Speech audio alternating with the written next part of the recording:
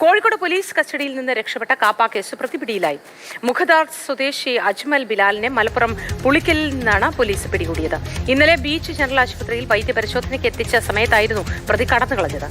Rahul K V ചേരുന്നു കൂടുതൽ വിവരങ്ങളുമായി. Rahul, good morning. അങ്ങനെ പരിശോധനയ്ക്ക് എത്തിച്ച സമയത്ത് പോലീസിന്റെ കണ്ണുപെട്ടിച്ച് കിടക്കുകയായിരുന്നോ?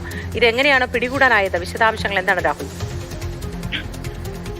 മണിക്കൂറുകൾ നീണ്ട തിരച്ചിലിനൊടുവിലാണ് 2:30 ഈ പ്രതിയെ അജ്മലിനെ പോലീസിന് പിടികൂടാൻ കഴിഞ്ഞത്. മലപ്പുറം പുളിക്കലിൽ വെച്ചാണ് പിടികൂടിയത്. ഇന്നലെ വൈകിട്ട് 6 മണിയോടുകൂടി ബീച്ച് ജനറൽ ആശുപത്രിയിൽ വൈദ്യപരിശോധനയ്ക്ക് എത്തിച്ച സമയത്താണ് ഇയാൾ അവിടെ നിന്ന് കടന്നു കളയുന്നത്. ആശുപത്രിയിലെ ബാത്റൂമിൽ കയറിയ പ്രതി ഈ ബാത്റൂമിന്റെ ജനൽ ചില്ലുകളുണ്ട്, അത് തകർത്ത് അതിനിടയിലൂടെ ഊഴ്ന്ന് പുറത്തേക്ക് ഇറങ്ങി ഓടി രക്ഷപ്പെടുകയായിരുന്നു.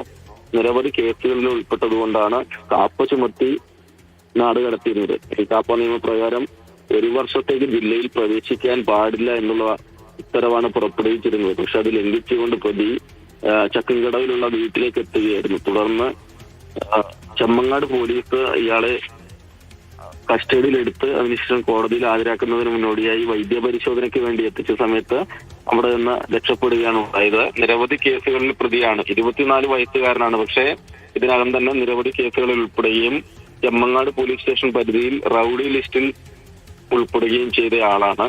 കോഴിക്കോട് സിറ്റി പോലീസ് പരിധിയിൽ മാത്രം പറഞ്ഞ Chemmangad town, medical college, Chevayur, Pannyankara, Kasaba, Nadakkavu സ്റ്റേഷനുകളിലായി നിരവധി മോഷണ കേസുകൾ, വീടിൽ കയറി അതിക്രമം, പൊതുസ്ഥലത്ത് മയക്കുമരുന്ന് ഉപയോഗിച്ചതിനടക്കം കേസുകളിൽ പ്രതിയാണ്.